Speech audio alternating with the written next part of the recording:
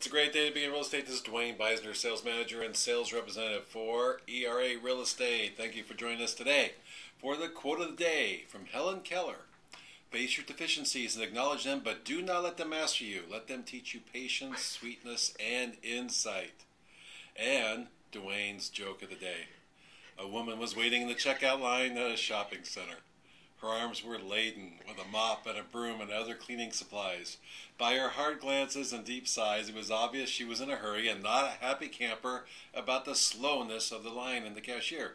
When the cashier called for a price check on a box of soap, the woman remarked indignantly, "Well, I'll be lucky to get out of here and get home before Christmas."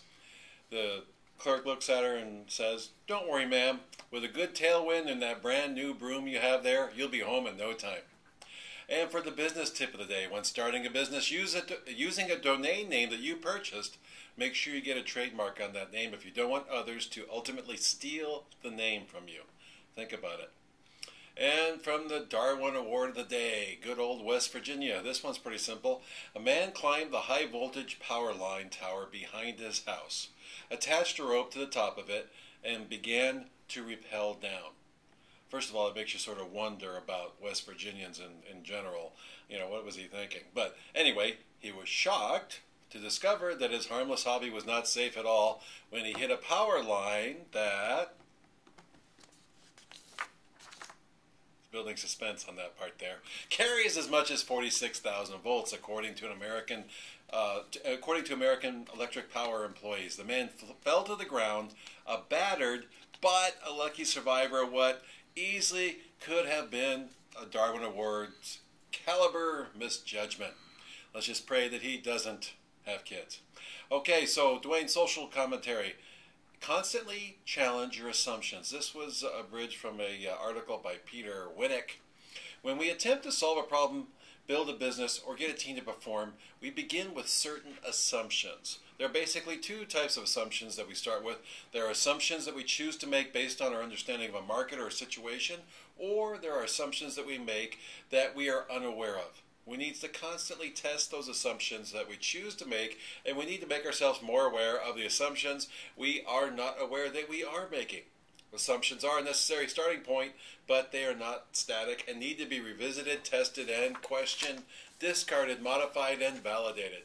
Let's start with the easier group, the set of assumptions that we conscientiously make. Let's assume you have a new product or offering. You need to know something about the size of the market, about the potential buyers, competitors in the space, alternatives to your offering, etc. In order to be able to manage the variables, you will make some assumptions. The problem is a week later, a month later, or after you've been exposed to new information or experiences, we rarely go back and modify our initial assumptions. The results? Flawed projections about expected results, flawed estimates of the resources needed to go into the market, unrealistic timelines. The list is endless. You can't build a logical strategy on faulty assumptions. I'd suggest every time you learn something new relative to your project, you force yourself and your team to ask, based on this new information, are there changes that we need to make to our original assumptions? Chances are the answer will be a resounding yes, and those changes will be apparent. But what about assumptions that we make subconsciously? This is much more difficult. After all, how can we possibly know what they are? We can bring them to light by questioning them. For example, when you delegate something to someone, do you assume that they're competent and capable of executing the task, or do you assume that you'll need to closely check what they do and remind them when it's due? The answer to that question will certainly reveal some assumptions you make about your people and its impact on your management style and the way you collaborate with others. What I would advocate is to look at certain behaviors you have which manifest themselves in the way you organize projects and delegate to others. What assumptions have you made, and are they in fact valid? The assumptions that we can easily see can be modified and adjusted as reality or experience show us that they are no longer valid or helpful. You need to make this a part of the process. Finally, the assumptions that we can't easily see require us to be more thoughtful and to question not only their helpfulness, but where they came from so we are aware of them. If you can make yourself and your team more aware of the fact that they are making assumptions every day that impact their ability to operate effectively and that they don't realize they're even making those assumptions, it can have a profound impact on creativity and productivity. For Duane's Real Estate News of the Day, the House Republicans want penalties for strategic defaulters. And this was an article by Carrie Bay. Tumbling property values have left nearly a quarter of the home buyers owing more than their mortgage is worth, or owing more on their mortgage than their home is worth. And recent studies have shown that when underwater, more and more of these homeowners are opting to walk away from their loan obligation even though they can afford to make the payments. This idea of quote-unquote strategic default has become a universal concern within the industry, particularly since the social stigma attached to foreclosure has changed so dramatically in the aftermath of the housing crisis.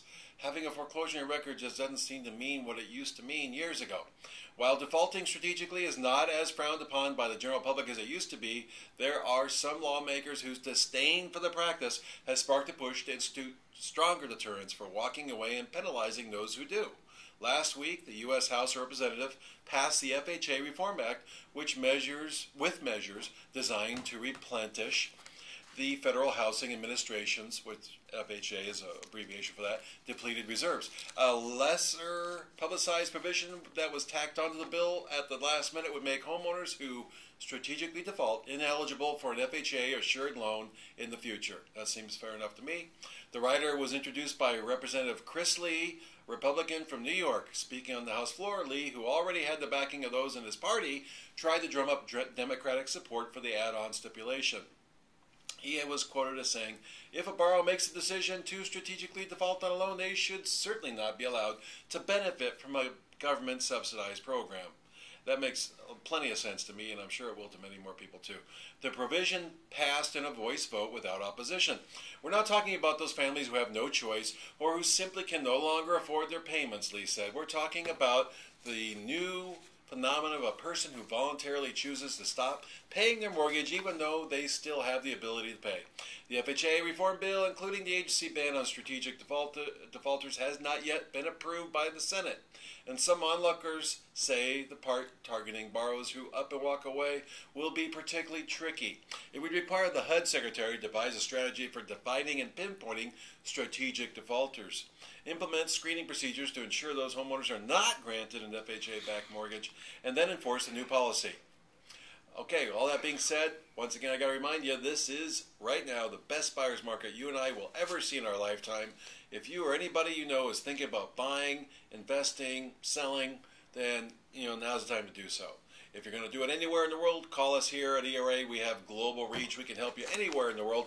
And if you know of anybody, including yourself, that's thinking about getting into real estate, give me a call. I'd love to talk turkey with you on that. This is Duane, signing off. Happy trails to you. As always, I'm proud to be an American, and I hope you are too.